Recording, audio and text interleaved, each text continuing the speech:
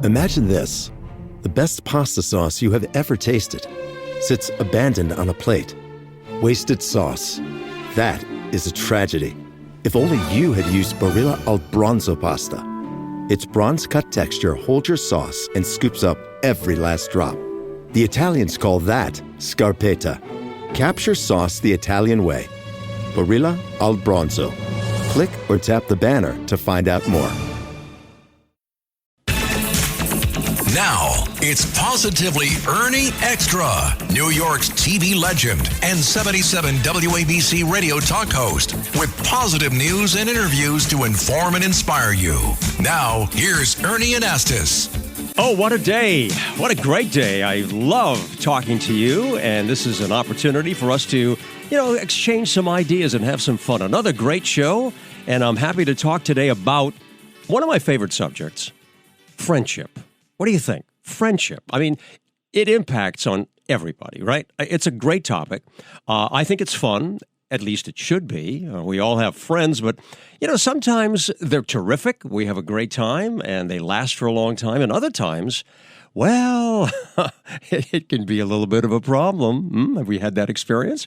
We always like to look at the positive side. So today I want to talk about all of the aspects of friendship with someone who really has a wide range of experience in life. I want you to say hi to Joanne Lipman. Hi, Joanne. How are you? Hi, Ernie. I'm good. I'm great, and I love this topic. Yeah, it is a great topic. And I want to tell everybody that's listening to us that you're a great journalist, successful author. You've been the chief editor at USA Today, Condé Nast, the Wall Street Journal's Weekend Journal, and just an amazing person who's had such a wide range of experiences. And I said, you know what? I'll bet you can talk about anything. Am I right? Well, I can certainly talk about this. Good. Hey, let me start with this. Years ago, when I was first getting started in radio back in my hometown in New Hampshire, I was 16 years old. And the program director was a wonderful guy, Dick Corbin. And he gave me my break, and I learned a lot from him. And he was like a philosopher. And he would always share different ideas with me that I appreciated and remember. And one time we were talking about friendship. I was doing an interview show. I was 16, and I was interviewing a lot of young people from different high schools. And we were talking about friendship. And before I went on the air, we were talking, and he said to me, Ernie, he said, remember this. A friend is someone who knows you and still likes you.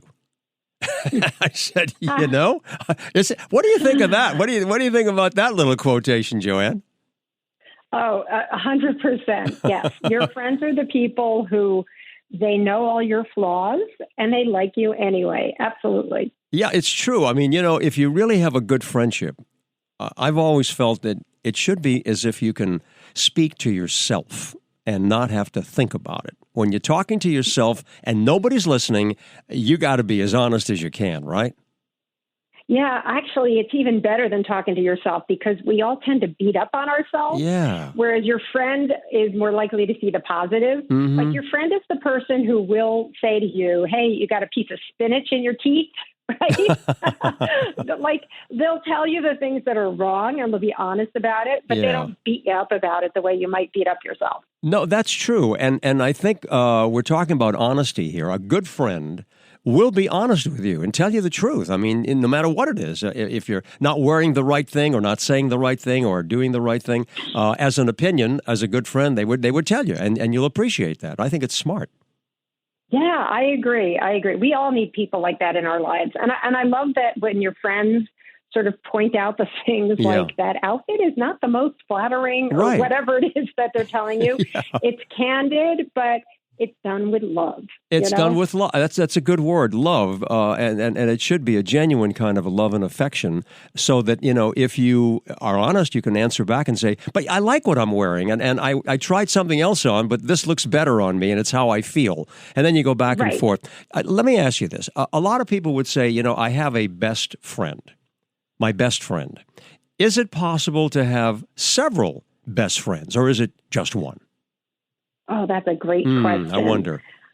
Yeah, I kind of think you can have best friends from different categories. Like my husband is my best friend. Good. But then I have my best friends from college, my best friends from growing up. And I think I think that's legit, right? That you can have these close relationships with more than one person. I don't think you can have close relationships that close with 25 people, but True. With a select few, I think that really works. Yeah, I think you're right. There are different types of friendships that you could categorize as best friend, and you just outlined them beautifully.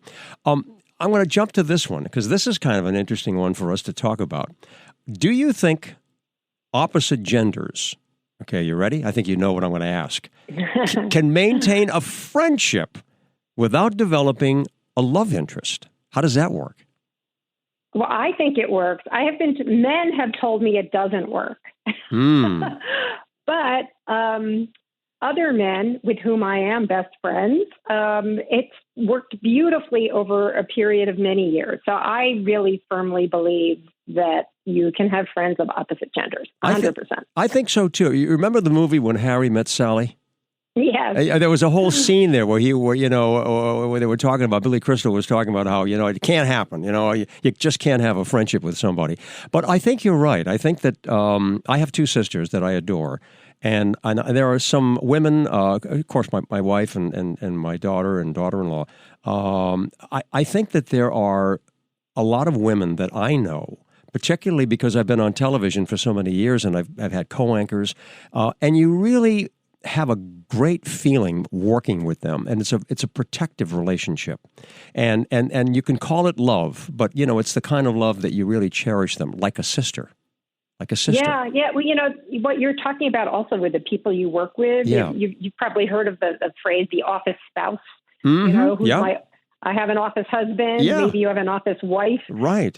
Which is platonic, but it's somebody who you're very tight with and you have a great relationship with. Yeah. I don't know. I have quite a few male friends. Uh-huh. And we hang out together, we do things together, and it's all good. It's all good. Joanne, let me ask you this too now, because we were talking about working relationships. And many times we work somewhere for several years, and then we change jobs, or perhaps someone moves away, things along those lines. And you don't stay in touch with one another, and yet you had a very close friendship.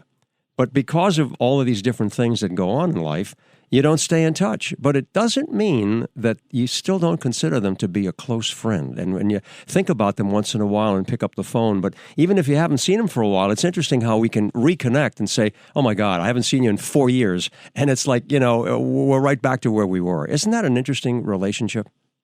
Yeah. Actually, it reminds me, just the other day, I was at a going away party for an old colleague of mine at the Wall Street Journal. He was literally there for 53 years or 55 years, right? He'd been there through multiple generations. His going away party brought back people from the last 40 plus years. Wow. And it was like a family reunion. Even though we don't see each other all the time, it just felt so warm and familial. And I think those relationships, they stand the test of time. Yeah. And what were you guys talking about? Just bringing back a lot of old memories? Yeah, we were talking about everything. It was almost like we hadn't been separated, It was sort of like you're right back in the same place, except that somebody who was pregnant the last time you saw them now has kids in college. Right. That's an interesting point, too, because it's like when you do talk to some people you haven't seen for a while, and you hear things like that. I've got grown-up kids now. They're in college, or somebody just got married, or someone just had a baby. It's amazing how we realize how much time has gone by, isn't it? It is amazing, and particularly like in that situation at this party, which was so warm and wonderful and familial, it literally felt like no time had gone by. Like we picked up right where we left off, even though for some people there it had been 15 or 20 or more years since they had actually been working together. So let me ask you this. What do you think makes for a lasting relationship? What elements are there? What is it that makes a relationship grow and continue and last forever, a lifetime? What does it? Yeah, That's a great question. Yeah. I think, it starts with shared interests, but I think what really cements it is shared experiences. Yes. In a sense, whatever period of life you were in at that time when you struck up that friendship, you were growing. We all grow throughout our lives. Right. And I feel like you have that growing up experience, even if you were already a grown up when you met them. And I do feel like it's the shared experience that really cements it. I think you're right about that, because when you have those, and what you're talking about is building memories. Yeah, it's memories. Choice Hotels get you more for your money so you can maximize any road trip. And as your vacation maximizationer, I'm going to make sure you hear the maximum sizzle of Comfort Inn's free hot breakfast. Let's get real close. Maximum apple. Now that's fresh crispimization. Maximum waffle. Hear that crunch. And that's maximum coffee. Oh yeah, that's the pour I'm talking about. Breakfast maximized before hitting the road. Check into more. Book direct at choicehotels.com. Your burger is served. And this is our finest Pepsi Zero Sugar. Its sweet profile perfectly balances the savory notes of your burger. That is one perfect combination. Burgers deserve Pepsi. Many times when I've been in the newsroom and we've done a great job on a story, and there's been a real fine time together as a group. And a lot of people who have worked with me will, if they're listening, they'll say, yeah, Ernie always says that.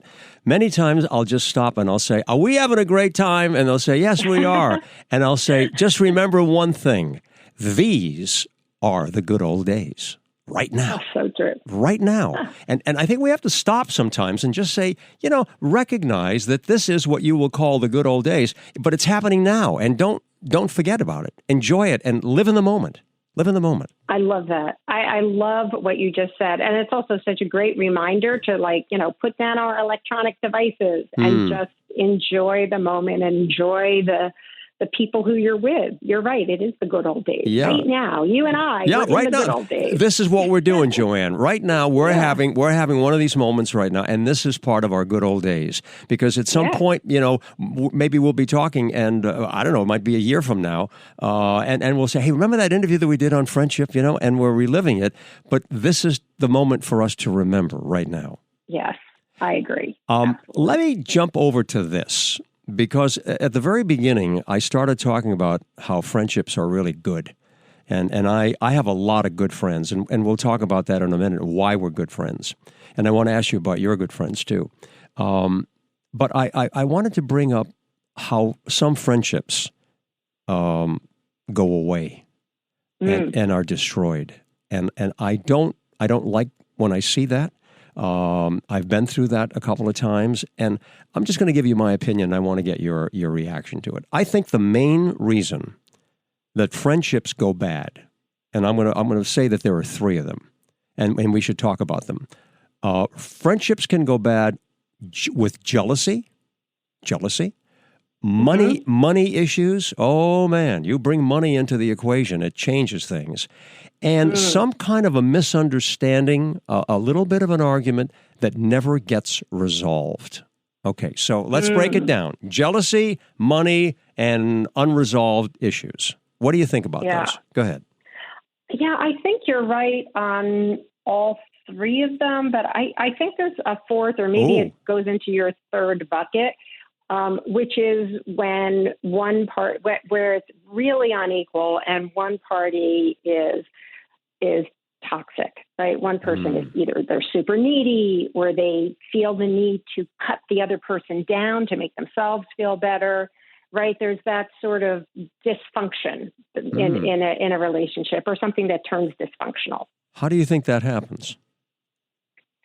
Sometimes I think it's built into personalities. I was just speaking with a friend who, there was someone who was just endlessly complaining, and everything was always the other person's fault and the other person's fault. And she was endlessly needy. And my friend was understanding. And finally she said, it's like emotionally exhausting for me because it's all about the other person and all about the complaining. And I do think sometimes there are friendships like that, which are really at the end of the day, not real friendships, because they're not equal. Well, I understand that. There's kind of a line that maybe ties into this. It's like if you want to have a friend, you have to be a friend. Yes, exactly. Right? Exactly. And you have to have that kind of. I've also seen, and maybe because it's the nature of the media business, but I've also seen a lot of jealousy, and that's a sad thing to watch. And when you find people who are jealous of someone, boy, it really gets ugly, and it's not good. And if you have a relationship, a friendship, that doesn't last very long, because before you know it, you're feeling it and you're hearing it because they start talking about you. Not good, right? Oh, I agree. I think that's a huge issue, not just in media, but just, people measure themselves against their friends. It's sort of human nature. And sometimes you see that situation where, somebody has a great moment, they get a great promotion, or they've got a great new job, particularly if you're in the same industry. Yep. And the other person is feeling put upon, or like, why did they get it and not me? Mm-hmm. But again, like, I think the most wonderful friendships, and, I've been around long enough, and I imagine you have as well, to see people's careers have these amazing peaks and then amazing lows, really difficult lows. Right. And the true friends are the ones who are there for the peak, and they're rooting for you, and they're there for the low, right? They're just steadfast, regardless of whatever your professional situation is. Right. You just talked about maturity, and talk about age and experiences that we have in life. So let's be honest. Have you ever had that feeling? Have you ever had the feeling, and I'll talk about it, of someone being jealous of you, and how did you handle that? Yeah, I guess so. I feel like I've had the same set of close friends for a very long time. I have noticed that, you get a promotion, you get some sort of high profile thing, and you have more friends. Yes. and then that goes away, and you have those people go away. But the people who are true, they're there regardless. They're there regardless. They're happy for you when the good things happen. Their opinion of you doesn't change when the good things go away. I agree with you, and there's nothing like friendship, okay? I have several close friends, and probably one guy that I have grown up with. We've known each other since we were 10 years old. He lives out in California with his wife and children, and we talk at least once a week. And this friendship is just based on a lot of shared experiences, not only growing up, but even as we've matured and raising families and going through all of that. But I mean, the one basic thing that keeps us really together is we laugh a lot. We laugh a lot. Every time we're on the phone, there's always something that we'll recall either from the past or something that's happening now that really makes us laugh. Yes. That reminds me also, I mean, you have a legendary career, but it just sounds like you're the same person. And I think that that's the beauty of friends, is you're the same person. I mean, I get together with my oldest friends and my college friends, some of whom have had just remarkably amazing, high profile, fabulous careers. But you know what? When you get back together again, you're still a bunch of, dorky kids, and you just laugh a lot. I know. That's true. That's true. My buddy, his name is Charlie, in California, he'll always say to me, we're talking, and we spend a lot of time talking, so it's not like just one phone call in a year. But he'll say to me every so often, you know what, with all the stuff that you've been doing, and he's aware, I mean, he's very successful in his own right, but he said, with all the things I know that you've been doing in New York all these years, he said, Ernie, you really haven't changed. And that's the best compliment that he can, give me. I haven't changed. And I think it's true. Before we go, one other thing that's very important, and because I really have an interest in young people. I've written 2 books, History of Teenagers in America, and another book for young children, The Adventures of a TV Reporter. And children, young people, 5, 6 years old, and then in the teen years, and then college years. Boy, many times those relationships are just so difficult. They can be so exciting for them, and then they can just turn around. There are cliques, there are groups, there are reasons why they, and jealousy. And I really feel bad for these kids, because you want to be able to tell them a little bit more about what friendship is about, and to be careful, to be smart, and to learn from these experiences without going through a lot of pain, Joanne, Yeah. It's hard because it's almost necessary for them to go through the pain so that they can come out on the other side and understand, what their priorities are and what's important. Yeah, you know, exactly. and it's a lifelong thing, I think, for people to kind of understand that and really get to the depths of the true meaning of friendship. Yeah, well, we all learn as we go through life, and hopefully, you know, we learn good lessons that keep us well. What a great conversation. Joanne Lipman, you are terrific. You really are. And we could continue talking for another half hour. What do you think? We could. We could. You're a great Continued. guest. I hope you'll come back, Joanne Lipman. What a terrific personality you are. Thanks for joining me today, and I hope we've helped people out there with some positive ideas, some good information, and the way to live the way you want. Of course, you can always catch me on 77 WABC Radio every day, and more positive news you can use. Wishing you all good things. Like the song says in the background, remember, you were born to be alive. Have a good one. See you next time. Bye-bye.